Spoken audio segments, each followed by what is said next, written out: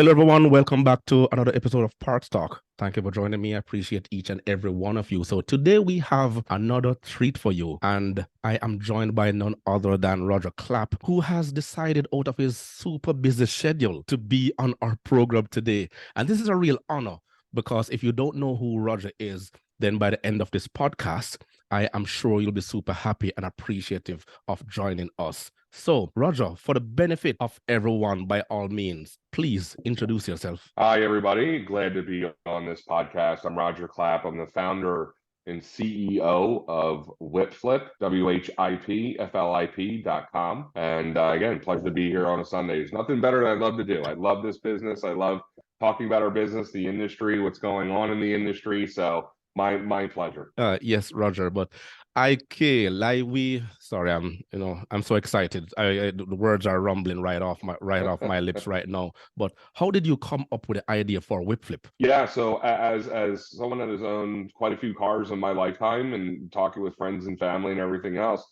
every time that someone was looking to sell a car, it was, they weren't looking forward to it. It was a tough process. The process of selling a car has kind of been the same for decades, right? It hasn't changed. It's very archaic, extremely time consuming, risky, right? Everyone's heard the horror stories. It's not a great experience. And when a customer is when anyone is looking to sell something, right, versus buy something, when you're buying something, you're in control of the outcome. I have my money, I want your product, I can buy your product, and I'm in control.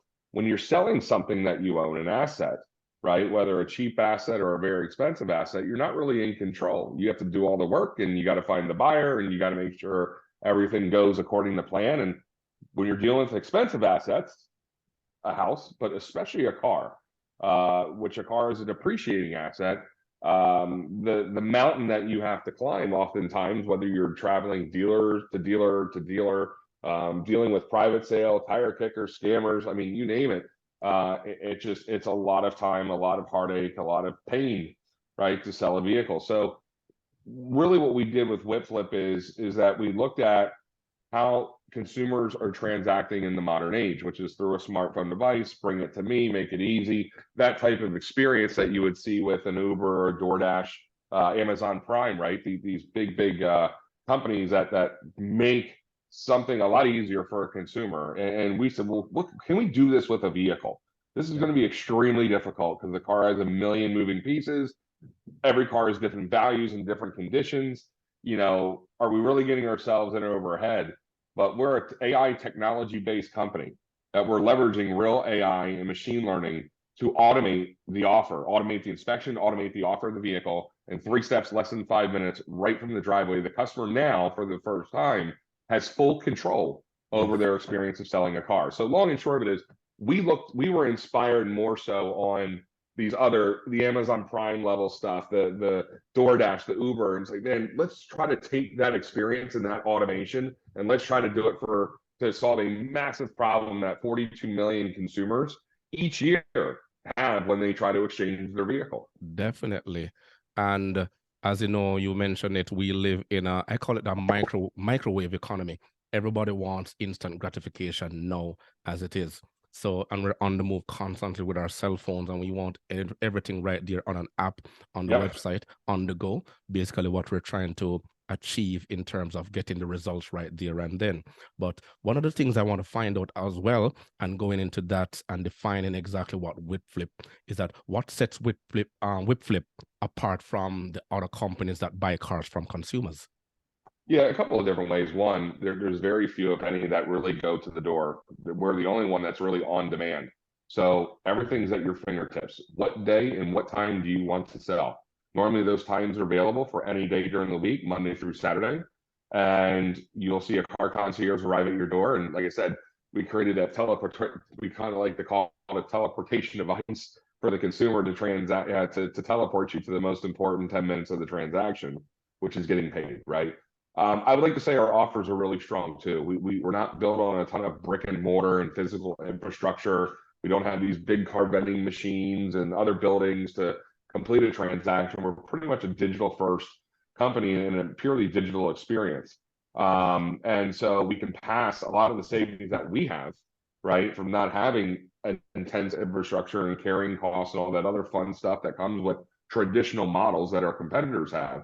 We pass it on to the customer, and we can inch those offers up as aggressive as possible. In addition, we have a great relationship with JD Power. They're one of the top names in the business, right? Most trusted brand for consumers. They absolutely love what we do. They supply us with a lot of intel, a lot of data, a lot of things to, again, can we make the best offer to the customer while also providing the best experience? Normally with some companies, in automotive and not automotive, right? If you're getting like an extreme convenience or service of convenience, they typically don't provide the other half of it, right? The value side of it, right? And when you're talking about a vehicle, a lot of times you can get extreme convenience, but you don't get the best offer because it's a service and it's highly convenient for the customer.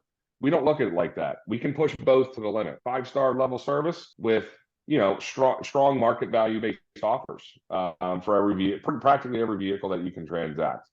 So I've gone through the websites, not extensively, briefly, and I had the privilege of inputting my own car to see what kind of offer I'd be getting. I think it's kind of low on my end, but then again, my mileage is really high, so I'm gonna have to do less driving in order to get a greater value. But I understand the process itself in terms of the evaluation, and it does something similar to like a Kelley Blue Book to know exactly where the evaluation stands itself. And because of the extensive research that has been done inside your business platform itself, I see that the Better Business Bureau gave you an A+ rating. So that actually means something. Let me tell you about that real quick, because you might find this of interest. I came from building a direct competitor years before I started Whipflip. And what was interesting about this, we knew how strict the Better Business Bureau was by giving out their stamp of approval, right? Their BBB rating, A rating, to a used car dealer. Now, let me make this clear. We're obviously a used car dealer by license, right? But we don't retail vehicles back to the consumer. We have a lot of different resale channels that are pretty much commercial level and industry level resale channels. But typically, you're still branded as a used car dealer to the BBB. And the BBB will make you jump through a million different hoops. If you're an unknown brand, they've never had an experience with you or anything like that, and it normally takes a few years. We got our BBB accreditation a lot earlier. And one of the reasons is that, we were transacting vehicles from members of the BBB, and we had no idea. And I think, normally they have to validate you, and it takes time. You're on their list. They have to validate you.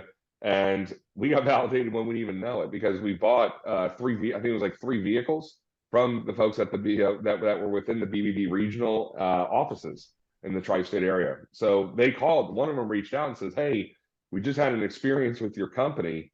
It was amazing. The best way I've ever sold a car." And again, I'm not trying to be too sales pitchy here, but this is verbatim what they were talking about. They were amazed by the experience. They said, "Hey, look, we understand that at some point, if you're considering applying for the BBB, we'd like to get you into the process. And, look, we'll do some more digging on you to make sure that you guys are what you are across the board." And that was relatively quick to get that accreditation. But yeah, it came from actual transacting with their members, which was with their members. Cool. So they were actually doing ghost buying, and you had no idea that was happening. They're consumers too, whether you're dealing with the BBB, other governmental agencies, you never know who's going to come to your site to sell your vehicle. In marketing, word of mouth is a very powerful tool. Yes. Very powerful tool, and it seems like we're going into each other's questions, because you're preempting the ones that I'll keep asking going forward. Like, can you tell us about a particular successful transaction or experience you've had with a customer through Whipflip, like off the top of your head? I know you probably have been dealing with thousands throughout the years, but does anyone stand out? We did one, and there's one. It's one that definitely stands out. There's a few, but there's one I'm trying to remember. There was one where we bought the car literally. So when we talk about how fast we are in terms of our service, the guy was flying out of the country, okay, moving home, out of the country. And he went to, I guess he said, "Look, I have to make sure this lines up perfectly. You're the only company that really can kind of pull this off if you guys really say what you say you are." And I'm like, "What are we talking about?" He goes, well, I'm flying out of the country and I'm not coming back. I'm moving back home, right? I was here on a work visa and I'm going home. And he goes, but I need my car literally up to when I'm flying out. He goes, so I'm going to park at the airport. You guys are going to buy my car, and I'm going with your check, and I'm going out of the country. Can you do it? And I was like, yeah. I think the only problem that we have is who pays for the parking. If you're parking at the airport lot, but it was literally that fast. So what we did is this is something that we typically don't do. So I don't want to put the wrong expectation out. But man, we are a customer obsessed company. We are customer first. We're trying to figure out there's a way to buy a car, and we can stick to our process and accommodate the customer at the same time because we are that agile. We sent the car concierge out. Right behind them was the tow truck. So literally, paperwork was ready to go. It was literally less than 10 minutes, and we're actually able to exit the car back out of the airport parking lot before you had to pay for it. I think you get like 15 minutes free or something like that before you have to pay it. So it actually, the tow truck was on the other side of the gate, and it worked out perfectly for the customer. Again, it's definitely an above and beyond type of story. We don't do that every day, but that's just something that was unique that really helped the guy out. It was down to the minute. So you go the extra miles, and customers will really appreciate, something like that. In terms of you making an effort and say you're trying and you did your best and take the hassle out of everything, because at the end of the day you're looking at customer retention and building customer relationships, and that is something that I emphasize on my channel at all times, that's one of the ways you keep customers coming back, by building 100%. customer relationships. Definitely. So the follow-up question to that is, how does Whipflip determine the value of a car? Yeah, so I would say there's a lot of rocket science. I want to give our head. Well, not for you to reveal too much of the secret, but no. we do. Like I said, we're an AI driven company, right? So we're using a lot of very very advanced technology to predict what a vehicle's worth based on several different criteria that it has and condition and its mileage, its color, it's everything you can imagine. What makes up a vehicle goes into our pricing engine. In addition, like I said, we leverage a lot of data from our partners, take that data, we crunch that through our own technology, and it comes up with a price, right? And we always are measuring that price versus, again, KBB. I think we typically will be over the KBB average trade-in value more times than not. Competitor analysis is always tough because we don't really know what the competitor is offering until we hear it, and we kind of gauge that from the customer. But we're taking, to put it to you like this, we're taking probably over 4.5 to 5 million vehicle transactions per year. Okay. And we've gone back all the way back even to 5 years ago. And we're taking, 50 million, anywhere from 40 to 50 million vehicle transactions in a given, roughly a given decade, if you can say. And we're analyzing that and finding what is the actual market value today. Because if we buy a vehicle today, we're a high volume, low margin model. So we ride really, really, really tight on the margins. So what we're buying the vehicle for today, hopefully, is what it's worth when it sells next week, right? Or whenever we sell, which is normally within 7 days. So yeah, we have to be extremely precise. And vehicles, like, are a moving target here in their values. Gas goes up, it impacts a certain amount of vehicles. Gas goes down, impacts a certain amount of vehicles. Economy, all that type of stuff plays everything into it. Yep. Yeah. I've emphasized that as well, because a lot of people don't know that anything that takes place anywhere inside the world, whether it's a natural disaster, a catastrophe, economic downfall, it affects the automotive industry first, and then and then everyone is scampering to find out whether or not they can maintain the production levels in order to satisfy the consumers, because projections are made well in advance in how many vehicles are going to be produced over the time period, over a number of time, and those vehicles are actually already allocated. And that's why companies like Carvana and CarMax came about, because they filled a void and they grew so big so fast, but not knowing that other companies such as yourself have been around, but the information itself needs to get out there. And that is why podcasts like this exist, for persons to hear the information, get it out there, and people can have the choices going forward in how they want to go about buying and selling and trading their car. As you know, the auctions are already there. So you're also competing with an auction, but What I wanted to ask is, again, what were some of the biggest challenges you faced while growing Whipflip? Oh, well, interesting enough, we kind of came right after the major pain points of the pandemic, right? So we went live in on August 1st, 2020. We went live. So we're a few months removed from the lockdowns. From the lockdown, yes. The automotive market was kind of coming back to a recovery from a very swift downturn because of the lockdowns. No one could buy anything, right? And so what was interesting about it was not just getting all the tech and everything to be in unison. I mean, there's so many moving parts, and again, our platform in general is just way up there in terms of the difficulty scale, and to automate, like I said, an inspection and automate an offer from a consumer using a smartphone, right, at a driveway for a car that we have never seen. It's kind of like sight unseen, but it's not.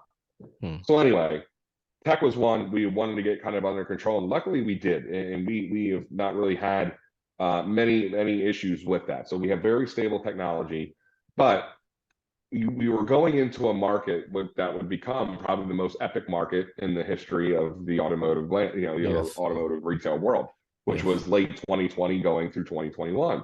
So the weird part about it was, okay, we're climbing up this mountain that for us and other industry veterans, we should be in a lull. So we went into now climbing up the mountain when vehicles, due to the supply shortage, and vehicles were getting much more expensive, new cars and used cars. Yes. So as you're climbing up the mountain, this is a mountain that was relatively unknown to anyone in the industry of really what a car is worth now and how do you sell them? Are you paying too much? And we went through this epic market. And then in 2022, obviously, was now the decline and the correction. Inflation's high, interest rates are high, and now the vehicles are coming off of a huge mountaintop, right now crashing back down to normal. And being able to stay ahead of that, because again, we're a high volume, low margin business. Most dealers kind of operate in that sense as well. That's what was probably the biggest difficulty, of staying ahead of this epic rise and this epic downturn as well. So and that's basically a strategy that Tesla now has employed. Because yeah. And people are happy, because at the end of the day, they want competitive prices. A lot of people would love to own an EV right now, especially a Tesla, which is a first mover and has a tremendous growth rate. But as time goes by, with the interest rates and the shortage of supplies, especially the chips, and from my experience in the automotive industry, working with a number of manufacturers, the common thing for them is that whenever they want to fill a void or to make up for lost production, they're always increasing prices. And now Tesla has done the reverse, showing them, look, in order to move forward, let's pull the prices back a little, ramp up the sales, ramp up production, and then we can always make it back in the long run. Not a lot of people think along that way. So I really have to commend them on that. 100%. I mean, I think it was the right move, especially right now. I think all other manufacturers need to continue to follow his cadence, right? Because the one thing is that, okay, now the supply of vehicles is starting to improve drastically. Yes. Dealers now are seeing more new cars on their lot that are not already spoken for, right? These are like, it's kind of going back to pre-2020, where you can go to the lot and you can see 5 different colors of the same truck. Yes. Right, that's there, and pick which one you wanted. That didn't exist for the last 2 years. Yes. Now it's coming back, and the challenge that I think consumers are having, and the lack of demand, which hurts dealers in the end, is, okay, are you going to do the same thing that you did in 2021 and even in 2022, where you're going to mark vehicles up over MSRP? That time, it's over. That is over. And if you're doing it, you're probably going to be the last dealer in that party that's not going to have a fun time, right? Yeah. Are you going to start to discount them? Are the manufacturers, right, more so the manufacturers, going to follow the Tesla lead and start offering the rebates? One of the important reasons why they should do this, this is just my recommendation, is that, again, interest rates are very high. Inflation is very high. New vehicles, the reason why used cars have increased in value over the last decade plus, for many reasons, but one of the reasons is that new vehicles are just getting way too expensive. I think we remember back in our day where you can buy a new car for probably $15,000 at a 2.9% interest rate and interest a rate, sub or even $350 monthly payment. are starting at 0.9%. Yeah. Yeah, that doesn't exist now. So you have to make the car affordable, and that's going to come from discounting, and it's going to come from reasonable interest rates from the new car level. And if you can do that, you'll see a major consumer focus on the new car, or shift on the new car versus the used car, which has been pretty dominant, like I said, over the last decade. So I think there's a way for the manufacturers to win. And I get what Elon Musk is doing. It's not great for anyone that owns a used Tesla, whether they're a dealer or they're a consumer right now. That's the adverse effect. Yes. It's a major one. So yeah, a lot of people are regretting buying their Tesla within the last year based on what is happening now and what he has done.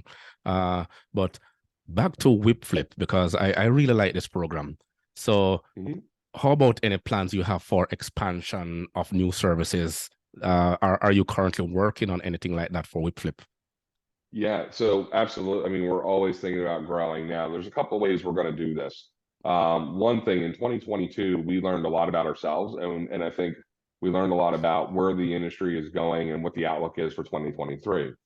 We watched some other companies. One of them, I won't mention, but I think it's obvious enough that was a darling on the stock market in this side of the business that is now borderline insolvent, right?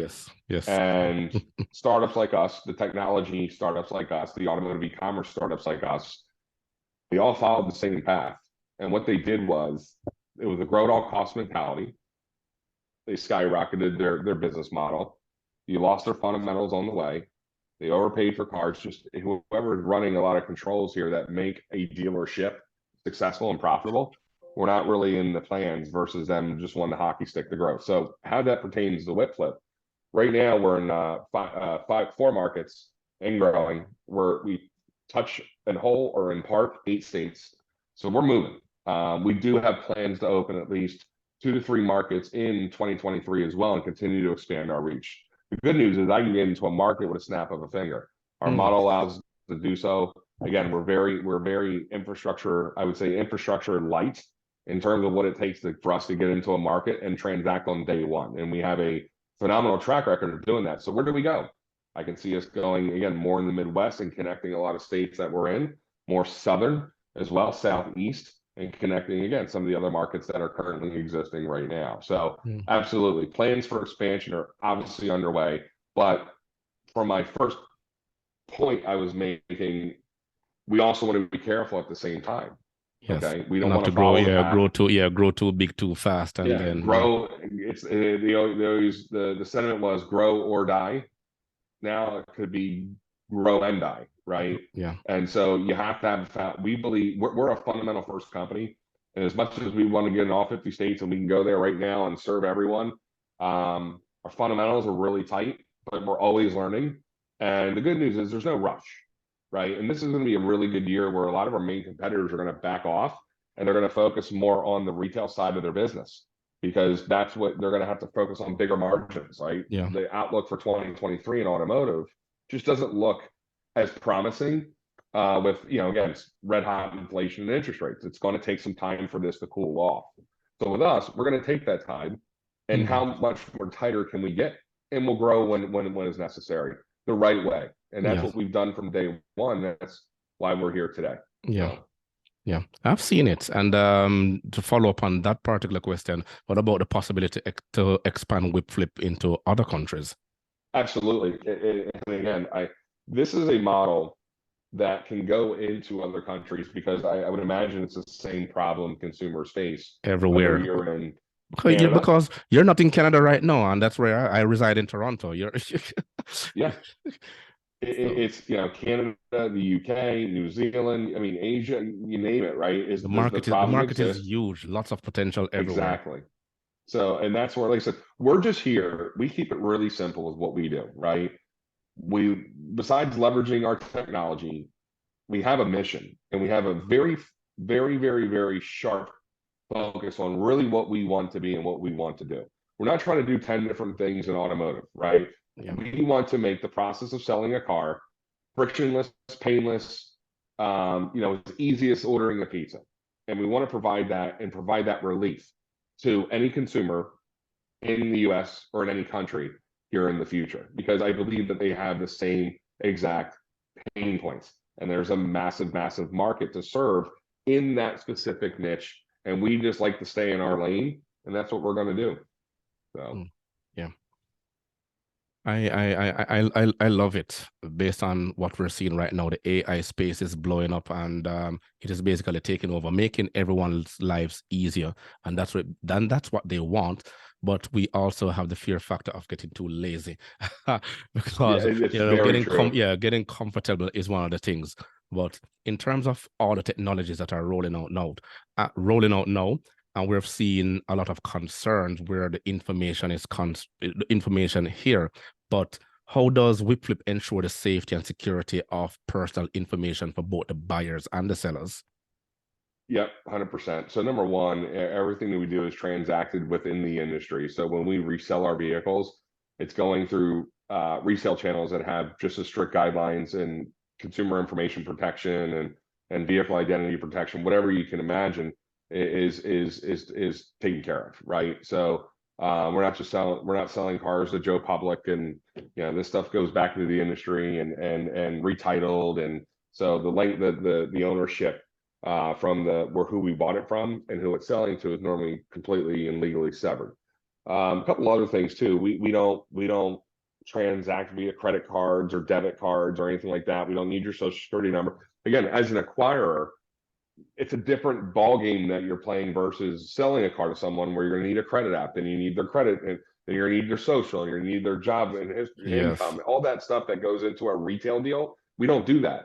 So really, at the end of the day, obviously, we store very basic consumer information, their name, their address. Obviously, we have their photo ID just to make sure that that's who we're transacting with and for compliance. And that's stored obviously and encrypted, within our we call it our hub, which is our kind of the brain of our operation, where we mainly operate, where we operate our business from acquisition to inventory management, et cetera. So yeah, like I said, very, very light customer information that we get anyway, that is protected from our end. So very little exposure for the customer. The customer also has a vehicle purchase agreement. It's a lot of people worry about, well, how's the paperwork work? Do we have to go to the DMV? Do we have to get a notary? Nope. Yeah. You're dealing with a licensed dealership, just like they do. We do the same thing. Any other dealership would do in terms of proper purchase agreement, power of attorneys for title transfer, odometer disclosure statements, the basic stuff to make sure that you legally have transacted this vehicle and never comes back to haunt you, right? No matter where it goes. And I still wonder why people are getting scammed by unscrupulous dealers out there, and then they post it on social media and they complain and call in dealerships and everything else, and well, telling that everybody wants to rip them off and everything like that. And I'm saying, here you have your company Whipflip and so many others out there who are operating above board ethically and understand everything, but yet still people are still going out there finding trouble. That's how I always look at them and say, a lot of people are just agents of chaos out there looking for trouble, because it will find you if you want to see it. But it's easy. I recommend that you go online, research the vehicle that you want, research the company you want to deal with. You want to go and look at a vehicle, you get a licensed, certified, experienced mechanic to check that vehicle out totally. So you will have less risk getting into problems later on down the line and then regretting it, because as you mentioned earlier in the podcast, purchasing a vehicle is the second most largest investment you'll ever make, apart from purchasing a house. So you want to treat that as delicate and as intimately as possible when dealing with the automotive industry itself. But one final thing, because I know you're a very busy individual, is there any partnership or collaboration that Whipflip has established? Apart from, you mentioned JD Power earlier. Yes, absolutely. So there's a couple of them that we're I'd love to announce them. We're under NDA because this is more integration of our back end technology to help two companies. One is actually pretty big and publicly traded right now. So we've been partnered with them for over 2 years. We'll make a little more of a formal announcement as we get past our kind of middle pilot stage into full production. But we also are proud to partner with Atlas Electric Vehicles. They're an electric vehicle manufacturer, drivetrain manufacturer. I think they're manufacturing trucks out there in Arizona. I think they just went public, I believe, to start production. I want to give those guys a huge shout out. We're kind of doing more of a white label of our technology into their infrastructure so that we can take care of what they don't really want to deal with, which is trade-ins, right? They want to put electric vehicles in the driveway. They don't want to take anything, which is typical in the industry, right? But they don't have any interest, and we can solve that problem for them. And we see that happening with others in the future. Fleet companies, there's a few fleet companies out there that have nationwide fleets that we operate with. And we also want to say one of the things that we really feel good about, two things: the military. We are starting to get around military bases, and we're making some inroads to work with military personnel. One of the hardest things when they deploy, they got to sell a car. Normally, they're selling their vehicle when they deploy because they're not coming back for several months, and we want to make that easier for the families. Estate law firms are another one that we have a couple in the greater Philadelphia area that we've just started to pilot over the last 6 months. That now we're their go-to, because look, the family of a deceased individual or one that is going into hospice or just cannot drive anymore and they have to get the estate stuff together. They don't want to deal with Craigslist people. They don't want to deal with the stranger danger. They don't want to deal with the scammers. They don't want to shop the car 10 ways to other dealers. They want it simple. They want it gone because it's an asset that that belongs to someone that they love. So there's many ways that we can, integrate into the lives or into the companies that have a use for what we do. Yeah, definitely. We see an opportunity. Would you like me to speak on that a little bit deeper, what we do with them? Yes, a little bit, yeah. Yeah. Rather interesting. Yeah, so we serve any type of consumer that's selling their car for relatively any type of reason, right? Even though we don't bill ourselves as a quick cash for car type of place, it's more of just a service that would obviously accommodate folks that have to sell a car quick for cash, or just those that don't want to trade the vehicle in, or those that have an extra car, or like we talked about with the military. When you think about military families with someone that's about to deploy, we've seen where they have to sell the extra vehicle, right? It's a source of cash. It's not going to be driven for the next 6 months. Typically, they'll buy a vehicle when they're back, drive it for a few, and then sell it, right? A lot of these vehicles are even newer.